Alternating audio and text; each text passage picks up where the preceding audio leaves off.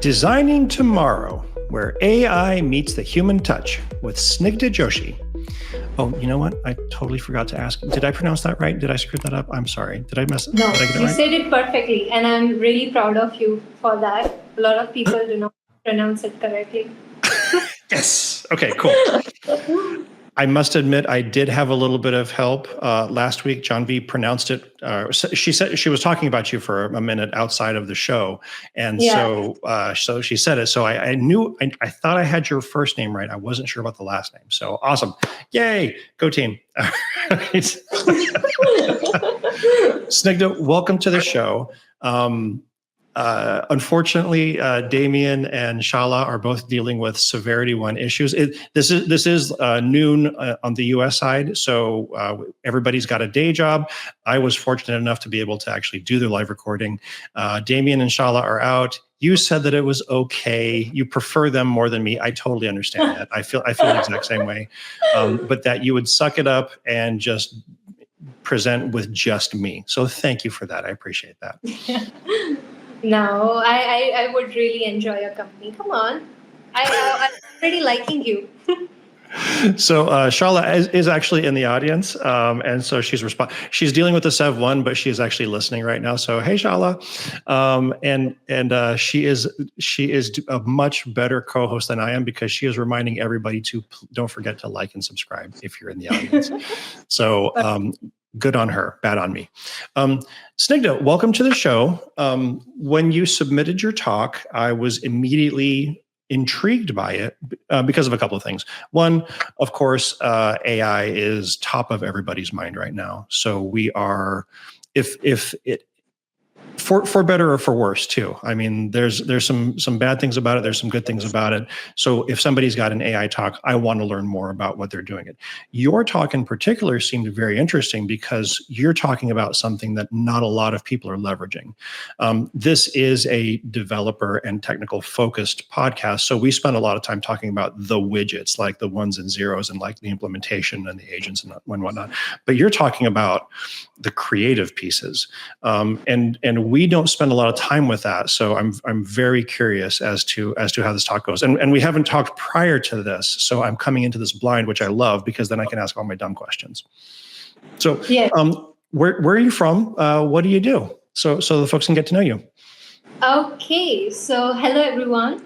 A little introduction about me. So good morning, good afternoon, or good evening, or good night, whatever time zones you guys are watching from.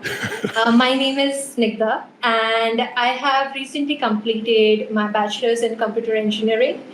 And I'm a freshly graduate. And you will find me active in tech communities like IEEE and AWS. Quick shout out to AWS User Group Ahmedabad. That's where I'm currently volunteering. Yes, awesome. And apart from that, I'm an emerging UI UX designer and product designer, and I'm really happy to be here. And thank you, Chris, and all of you who are working on this amazing piece of content that you're doing. Thank you for letting me part of it.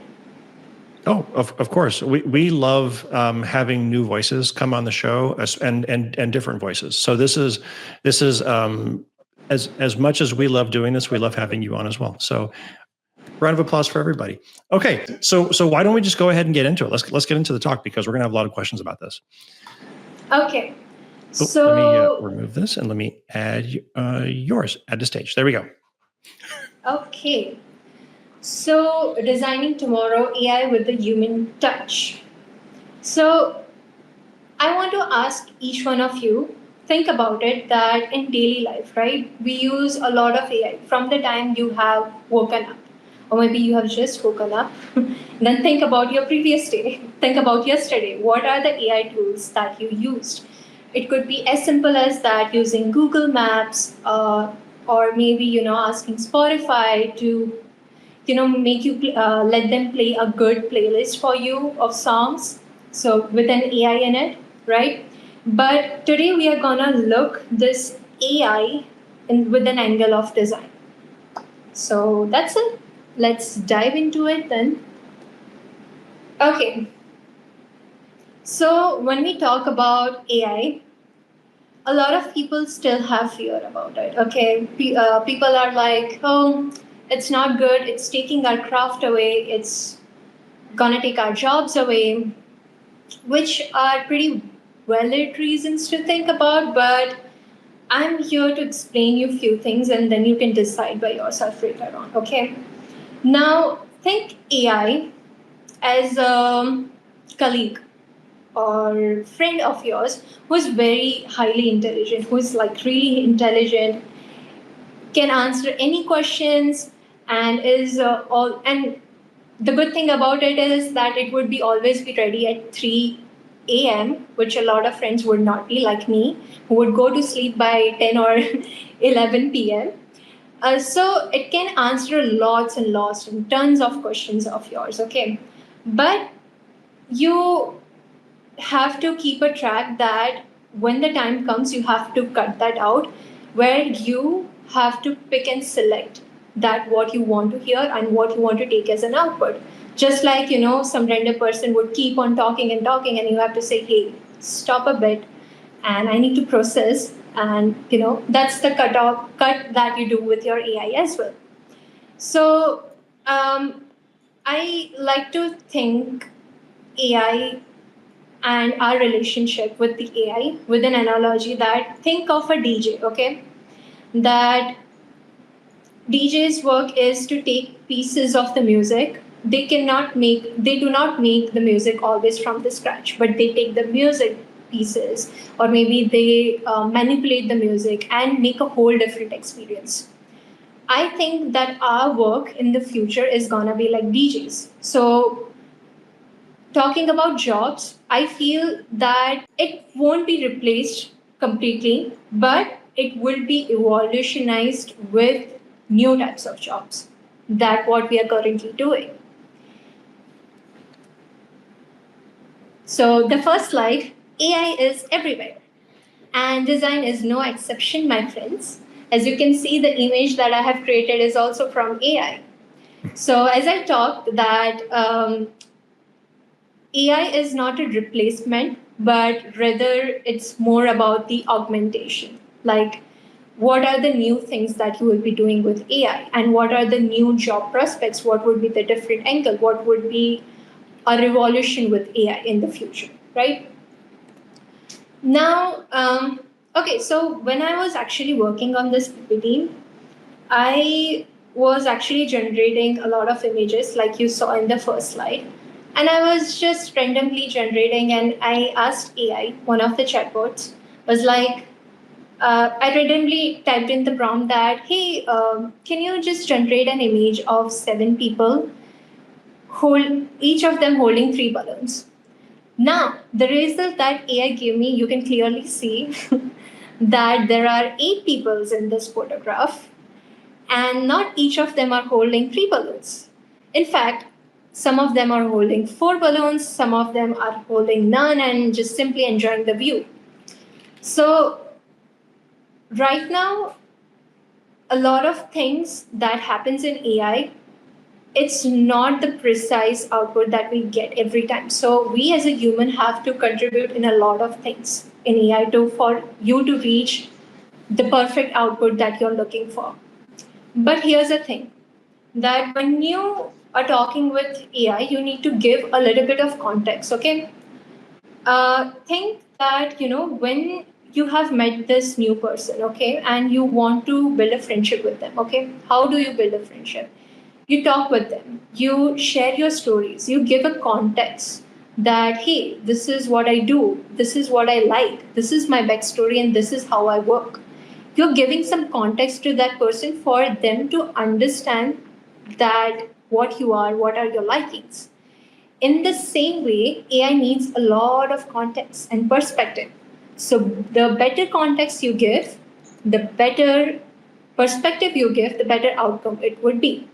Just like in this example, I asked AI that, I wrote a very descriptive prompt that, hey, create a realistic image of exactly 7 diverse people standing in a line, each person clearly holding exactly 3 balloons in their hands. Ensure that each balloon is visible, distinct, and no extra people in the balloon appear in the scene. And voila, you can see the image. It's exactly like the depiction that I wanted. So what I mean by this is a very basic example, okay? But when you're working with AI, you need to give a lot of context. You need to give a lot of perspective.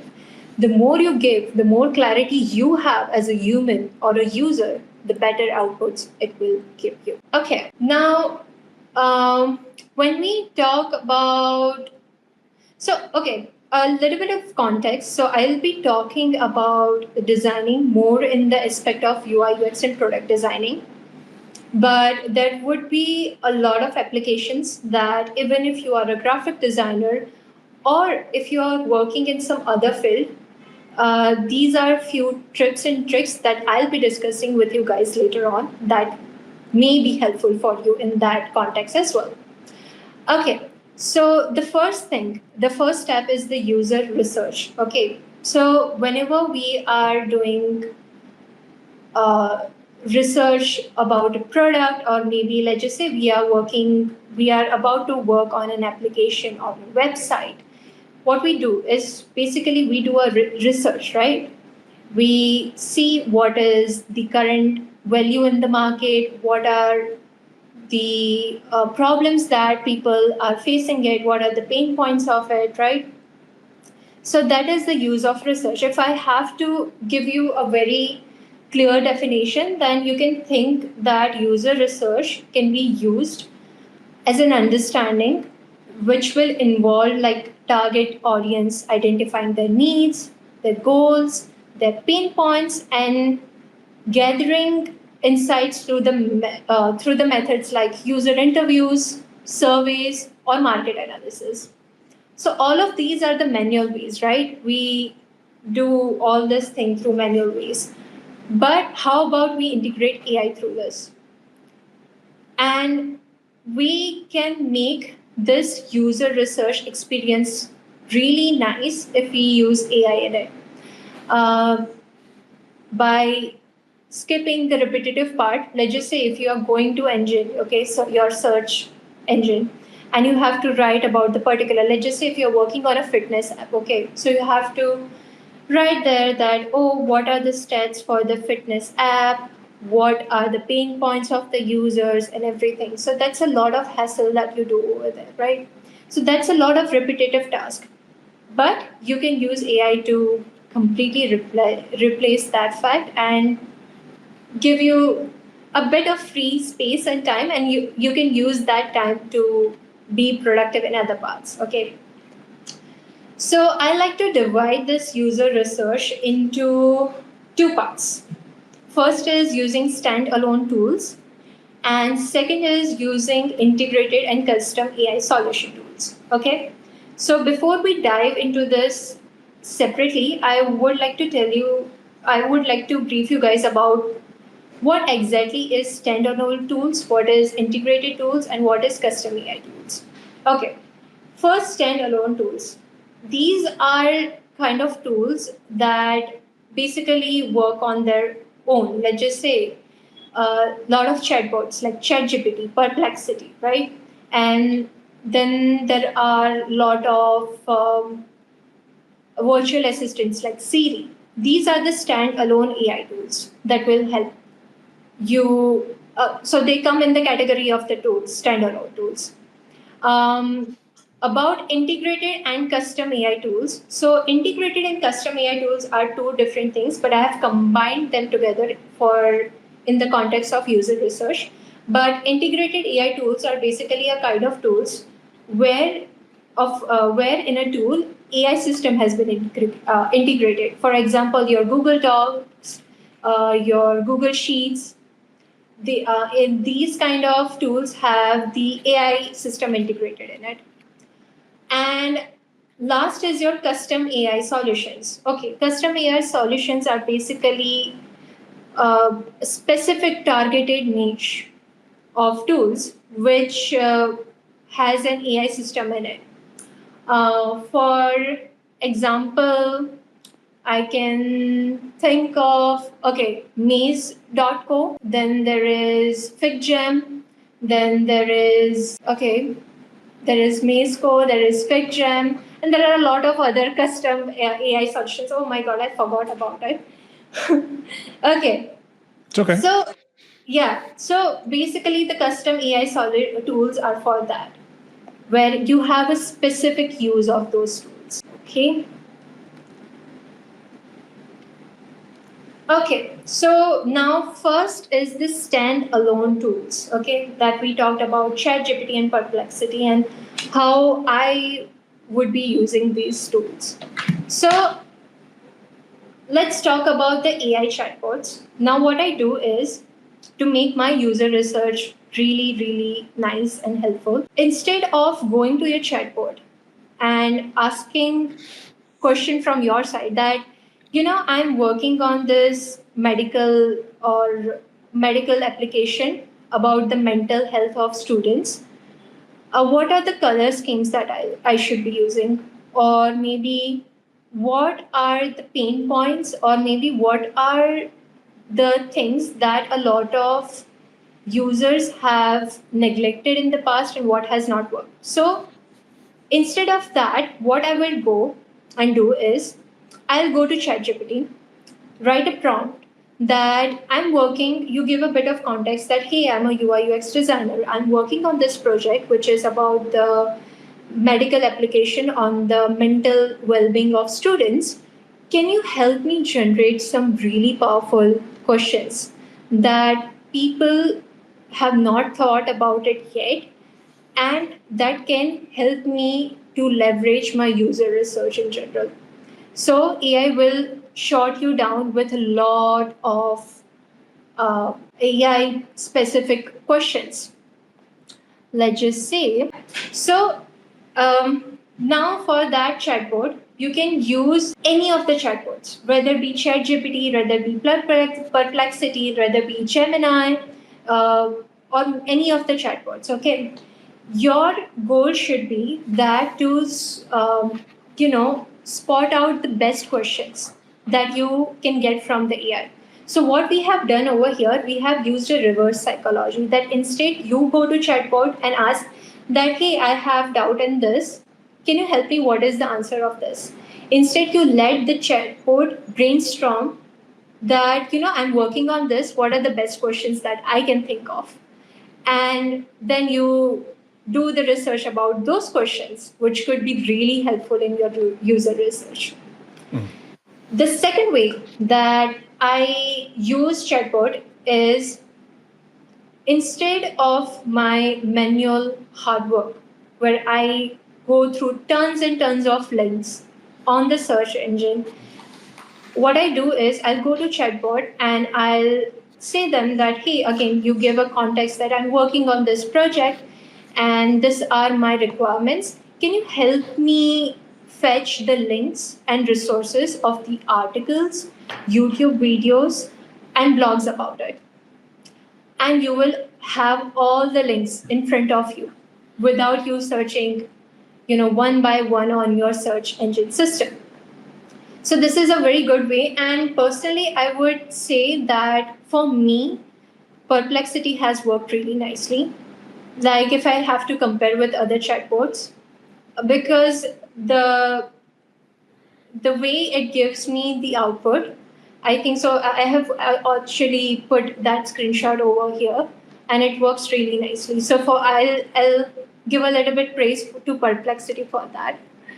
So yeah, these are the two ways that I like to use for standalone tools.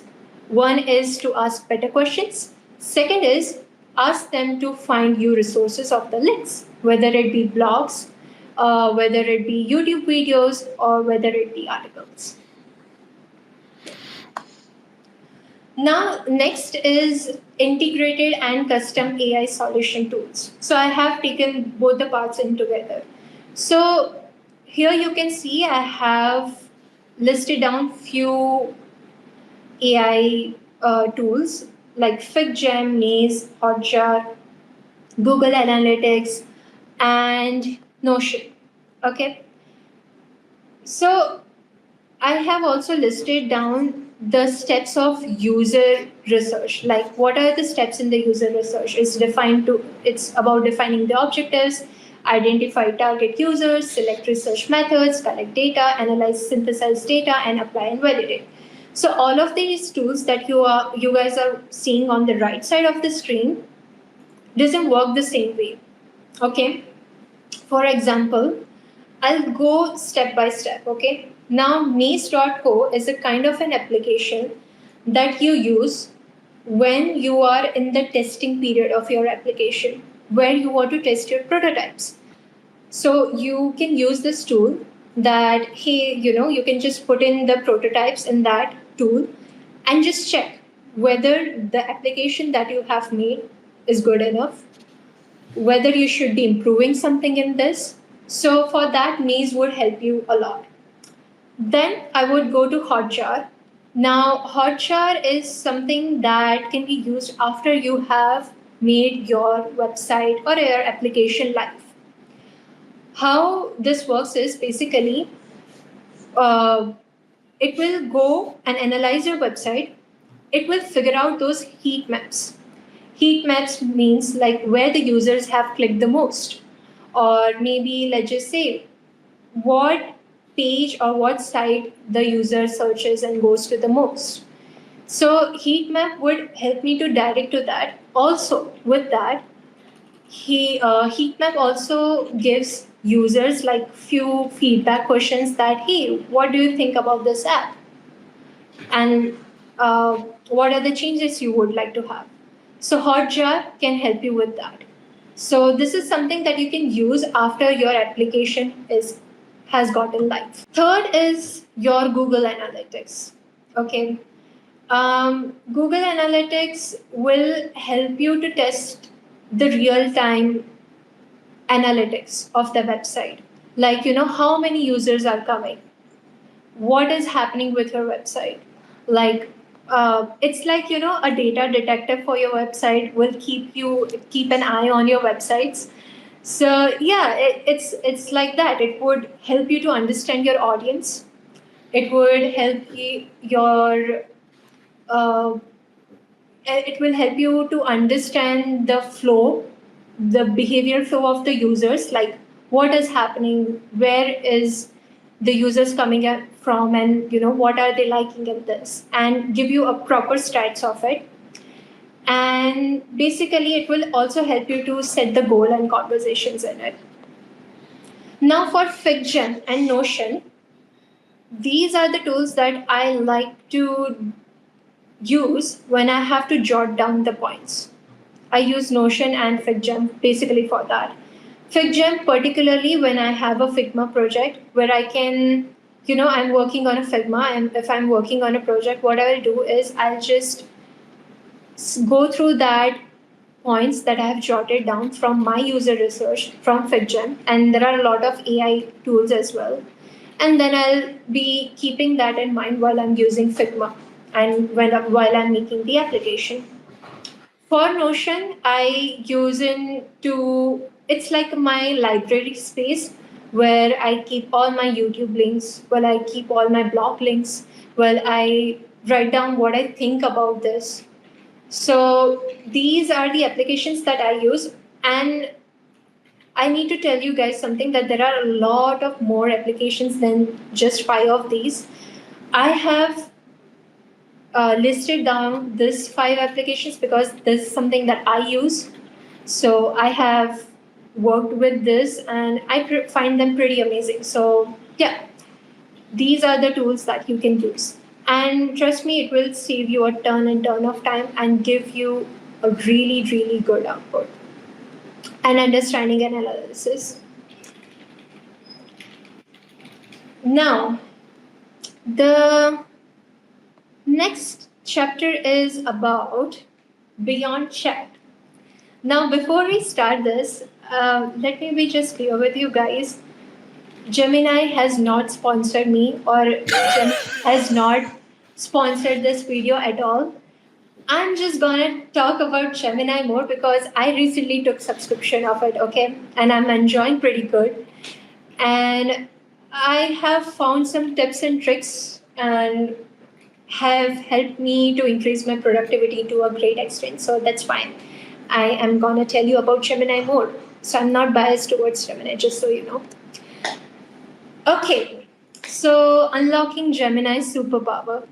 So unlike other chatbots, Gemini is another your AI assistant that can help you with a lot of things. But Gemini comes with few features that I really like. Now, this is something that I'll be talking about more of the pro version or the premium version that I have talked. So first is gems. Okay. Now, gems in a Gemini is a space. It's like a specific space that you can give for a particular topic. Let's just say if you're working on multiple projects, okay, and you have different topics for each project. Let's just say one I'm working for fitness app, other I'm working for mental application, and there is third I'm working on a fintech website. So I have a lot of projects to work on. So instead of using the normal chat version of Gemini, what I would do is I would create gems where I will go, put a title to it, put a description that, okay, this is what I'm working on, then this is my progress, and this is what I'm finding for. So whenever you open a gem in Gemini, this is how you will end it up. You will have a title option, then you'll have a description, and then also you have a space to upload the docs where you can, give more context to your AI. So yeah, I use Gem for that, and honestly, this has worked really pretty well for me because now I have more organized structures of the projects that I'm working on. It's not mixing of things. I have a particular space, I can say, where when I have to think about a fitness app, I'll go to that space. If when I have to think about that medical, I'll go and talk with that chatbot. And this has helped me a lot. Second is your schedule actions. Now, before talking about this, I would say that I got to know this from my sister actually. We one day we were talking about AI in general, and she has a biology background. Okay, she's doing PhD right now, so we have different fields completely. And she was like, "Oh, we have to see." We both took Gemini subscription, and she was like, "Do you use this? There is a schedule action app." And I was like, "Yeah, what it is about?" It's like, you can basically fetch in a lot of information at a particular time of your day. And I was like, "Wow, this is interesting." So, what she did was she basically created a ecosystem. Like, every morning a lot of people have an habit to read newspaper and news. Like, you will be waking up at 7 a.m. and you would go and read news by 8 a.m. So you have an ecosystem where you have news of around all the world. But what if you want to cut that down to a particular niche? For in my case, I as a designer, I would like to know about news and trends of my particular niche. Like, hey, what's going up in UI UX designing? What is going up in animation world? What is going up with VFX editing? Now, what I have done is I have given a bit of a context, and I have scheduled it around like 5:30 a.m. in the morning because I'm like it can fetch better data. That's what I think early in the morning. So I have set in like a timer of 5:30 in the morning, and whenever I wake up, when I have got freshen up, I'll go through that news. So I'll be updated with a lot of things that are going in the market related to UI UX, product designing, and animation. So this is one way to use effectively scheduled actions. Do you think that the time of day makes a difference? No, it doesn't. Because you said at 5:30 a.m. you say no. The thing is, the reason why I say that because at times I wake up at 6, Hmm. And at times I wake up 8. So it's not short. So what if I wake up at 6 and I do not have my news ready? So I have I to be see. cautious. I see. I got you. Okay. Yeah. So that's why I like it to set. And by the way, you can also edit it later on. You can change your time. The only thing you have to do is to write it in your prompt that, hey, I want to schedule this kind of thing on this particular time, like 5:30 a.m. daily. You can also set it just for Mondays of the week. That's up to you how you want to do it. So you can Gotcha. edit it in the prompt. And then with Gemini Premium, you get a lot of integrated tools like Notebook LM. I am sure that is favorite for a lot of people. Yeah. If not, you should add in that. Then you get Flow. Flow is basically a space where a lot of cinematic animated videos are generated with the use of VO model as well. So it's a good place for people who are interested in generating a lot of cinematic videos. And also in that, you have a lot of editing options, like, from what camera angle you want your video, like from the front, from the sides, and you can also edit the frames in between. And it's basically text to video prompt editor. So you just type in the text and you have your video generated. So this is one of the features that I really like, one of the tools that I really like. About Notebook LM, I would like to share one article that I recently read. So in that person, what that person did was that person had a lot of save later playlist, like watch later on YouTube, and he had like piles and piles of videos of that. Okay, but those videos were like 1 or 2 hours long, so he didn't have much time, but he wanted to run through all of those videos. What he did is he went to Notebook LM. He created a new notebook. In sources, he copied all of the links of those YouTube videos that he wanted to see and wanted to know what is it in it. And then he basically just used that transcription to gain that what that video had. And you can do this. Now you must be thinking that, okay, you have tons of videos. Now it would be take a lot of manual time for me to copy a link of one video and then putting in the source of Notebook LM in another. What he did was he used a browser extension where he could copy all the links together and then he pasted them. So let's just say on one day he would like to know about a particular video. He would select on that video. There would be a chat. So in Notebook LM, you have also audio overview, video overview, mind map overview. He would go through that and then he would remove it from the tech, and then that video he has gained the insights of that video. So that's cool. Again a really good way to use Notebook LM.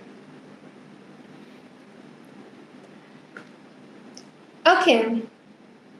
Now, Chatbot Galaxy. I talked about Gemini because, hey, I said that I got Gemini subscription recently, but there are a lot of good features of other chatbots, whether it be ChatGPT, whether it be Perplexity, whether it be Grok, whether it be Copilot. Okay, there are a lot of chatbots available. It's up to you that what works best for you. So I'll just break it down for you guys, that this is according to my observation, what I have thought. When I have to do a lot of creative thinking, when I want some visions, when I want some ideas, I'll go to ChatGPT. When I want a good Gemini integrated system, like a good Google integrated system.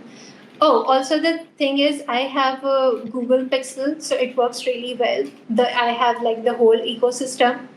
Yeah. So I can just use emails, I can use Docs, I can use Google Sheets. It works really, really great. So yeah, Gemini is good for that. And then for Perplexity, I'll say it's good for research purposes. For example, how I just in previous example mentioned that it can help me to list down the links that these are the particular resources and these are the links of the articles that can help you. So in that, I'll say Perplexity helps and works really brilliantly. Grok is something, if you are really associated with Twitter and if you are social media savvy, if you are tech savvy, Grok would work really nice. Also, I would like to mention a thing that this is like my personal experience. I found that Grok generates really good images. Like, if I give a prompt, it has some really good image outputs. So even in the free version, you can take a lot of benefits from this chatbots. And Copilot, I use it mostly on my browsers because I use Microsoft Edge, and it helps me a lot with its AI features. So yeah, my point is that you pick a chatbot if you're thinking to buy subscription or premium version of anything. If you're cool buying all of them, that's great for you, but you have to pick and choose. Then think that what is your target, what you're thinking, and what you're leaning towards, and that way it can help you more. Now, we are on our chapter 4, tools that do more. So, apart from all the things that we just talked about, there are few more tools that I would like to mention as a designer. First is Stitch. Now, Stitch is okay. A lot of people might not know about this. If you would have been using Galileo.ai, it has been transformed to Stitch. It has been taken over by Google, and now, yeah, it works in the similar way, but it's just now taken by the Google. So basically, it's it from text prompt. You can generate prototypes of applications and website. So let's just say you can write that, hey, I want to create this application of education system, and you type in a prompt, and it will help you to create a lot of good designs for it.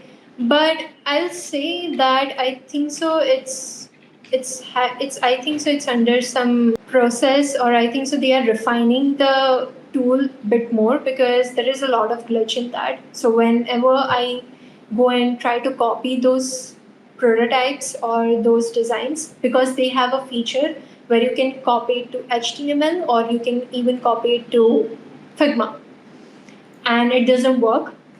But I think so it will work pretty soon. So yeah, wait for that till they work on that. But it's a good application. I'll say if you want to have a lot of inspiration about the designs, this can work pretty well. Like just for the inspiration purposes. Let's just say, recently I wrote a prompt that, hey, can you help me visualize that how the applications would look in 2050?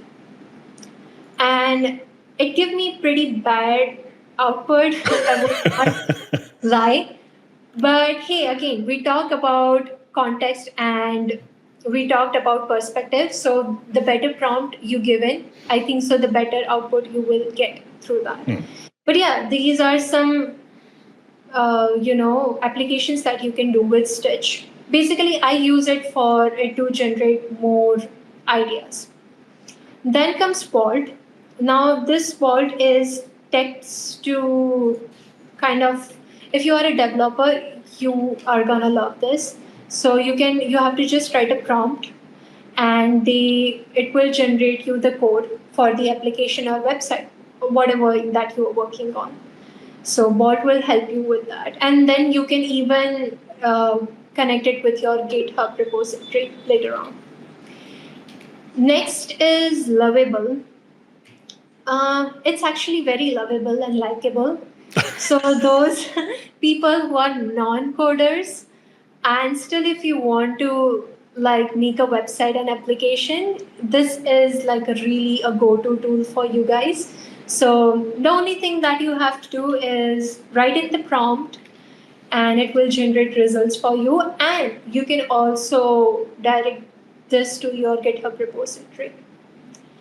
And yeah, it will give you, it will also help you to edit. Like it has a lot of inbuilt editable options, and then you can just make that website live.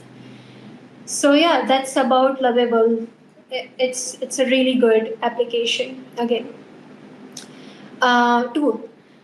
Next is FreePick. Now a lot of people might know, but FreePick has changed a lot. It's not like the old version. It has a lot of AI system in it. You can use image. You can use it to generate image, like AI generated images, videos through it. I recently even created a lot of mockups through that. So yes, FreePix helps you a lot. And if you have a premium version, then you will have a lot of freedom to use FreePick in the best way. But even in the free version, I think so you have 10 free trials for a day, and you can use those free trials. If you do not have a very specific need, then I think so free pick would work for you. I would rather go for other AI tools instead of free pick, where I know that this is my specific vision and this is what a specific output that I want. But if you are fine with and if you do not have a specific need, then free pick would help you a lot in that, even in the free version. So yeah, these were some tools that I like to use. Now, the final takeaway. We are ending here way too soon, I think so. Chris, I have a question for you. How Yes, ma'am. do you use chatbots in your life? So I use them a lot. I do not use them to make pictures or videos as much as I see. So I have a lot of friends that do that, and more often than not, they'll take a picture of my head or something and put it on top of like a Santa Claus or something. I have some weird friends. So I don't do that. But I use it for improving my code, doing code reviews, doing creation of unit testing, building baseline pre-production mock-ups and things like that. And I do chat with it to ask it like average day-to-day questions. For example, I recently just had knee surgery. So I told it, for a 50-year-old man, create a workout regimen for somebody that just had medial meniscus surgery on the right knee, blah, blah, blah, blah, blah. I gave it all the information. And then I said, craft an exercise regimen for me and like a good diet plan for like good foods to eat while I'm recovering and everything. To your point, though, one of the things that I do is I said that you were talking about like being as prescriptive as possible, provide as much information. And what I like to do is when I craft a prompt, at the end of every prompt that I do, I always end it with ask me clarifying questions, and invariably the Chat GPT or Perplexity or whatever will come back and it'll ask me a bunch of questions that I didn't think about to better craft the answer for the use case or the scenario. So I now end every statement to AI with ask me clarifying questions, because to your point with the whole brainstorming thing, by asking that ask me clarifying question statement, that prompts the interactivity to go back and forth so that I brainstorm up a better idea. Yeah. So that's how I use it. That's a really cool way to use it. That's really great. So this is something that you can use. See, that's what I was talking about, that whatever things that I have just mentioned, that you can use it as a designer, but hey, if you're working in some other field, I think so these are kinds of things that you can use in for whatever field that you're working on. Like even if you are a developer, even if you are a scientist, even you are an astronaut, I don't know. It can work for you. It's up to you that how creatively you use it at the end of the day, and that's best up to you. Before I go with my final takeaway, what I at times even do is when I have to, when I have to make a design, let's just say when I have to do a graphic designing work. So what I'll do is I'll go to chatbots and I'll give my prompt and they will help me to generate some images, right? So a lot of times those outputs are not good. They are not polished. There are a lot of faults in them. But I take that as a creative vision. Let's just say if I ask some chatbot to make me help generate an image of a chair. So a chair usually has 4 legs, right? But it will give me 5 legs. Yeah. So that would twist my creative designing that, oh, this is something that we can incorporate. Now, chair is a very lame example, but yeah, a lot of faults that you see with the chatbots, which are not polished version, you can take them as an inspiration for your designing as well. And I do that a lot of times. Awesome. Very cool.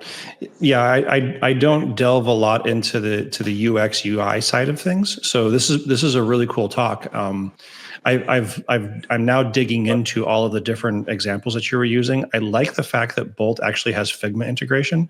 There's a lot of built-in tooling here that I could definitely play with, which I'm going to. So question, so you use this for your work. Yes. Do you have like the pro subscription to all of these things? Because that can get expensive.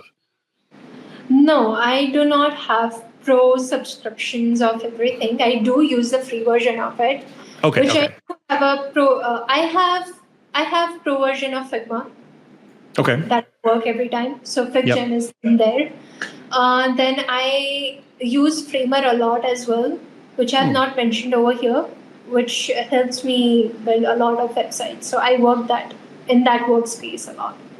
And apart from that, in the terms of chatbot, I have subscription of Perplexity and I have subscription for Gemini. But I'm using Gemini more because it is helping with my daily brainstorming more.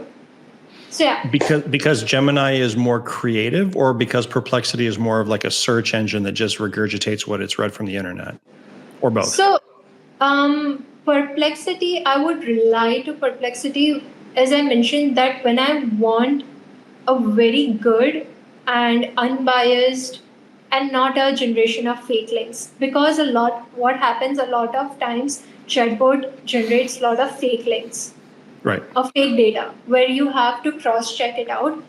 So when I want that, hey, I only want the human version of articles. I want to only see the correct sources that are actually written by humans, and I do not want any AI generated articles.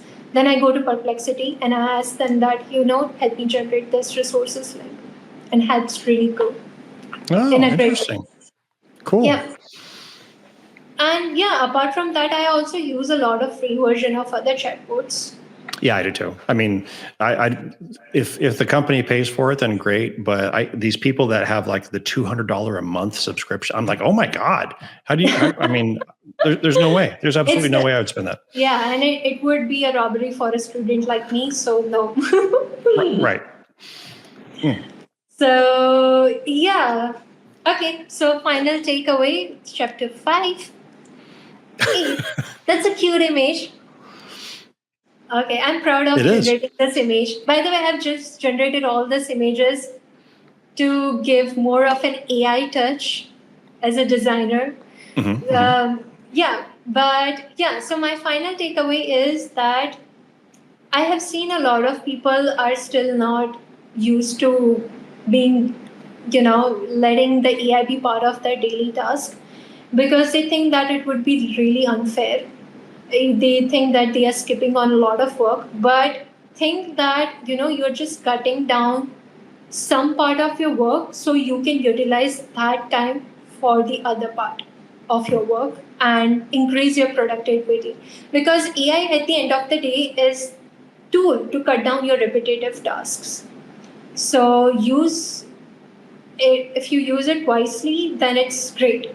But saying of that, I would also say that if you're gonna start using AI, let's just say in whatever field you are, as a designer, if I'm using a lot of Figma AI plugins, okay, but I even don't know where to change the color from, and what effects do I need to give, and what are wireframes, what is high fidelity wireframes, what is low fidelity wireframes, then it's of no use. So whatever niche that you're working on, whatever field you are working on, you need to know the basics of it first.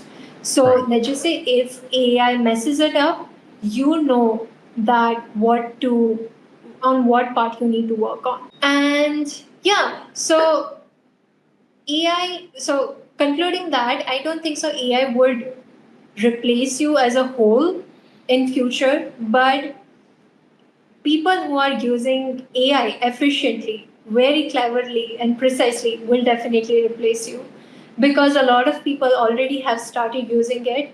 So if you are not using it, please integrate it in your daily working space. It will help you a lot and lot and lot. So Agreed. yeah, Nice. Okay. So thank you very much. Let me remove this and we'll get back. There we go. Nice. Okay. Let me go through the chat real quick and see if there's any questions. Nermv wants to see an AI generated picture of me as Santa Claus. No, that's not going to happen. There are some pictures out there. If you look around, you might be able to find one, but I will not provide one for you. Even though I have, nice. Even though I have used Gemini so many times, this information was new for me too. Fantastic. Cool. All right. Let's see. I wrote down.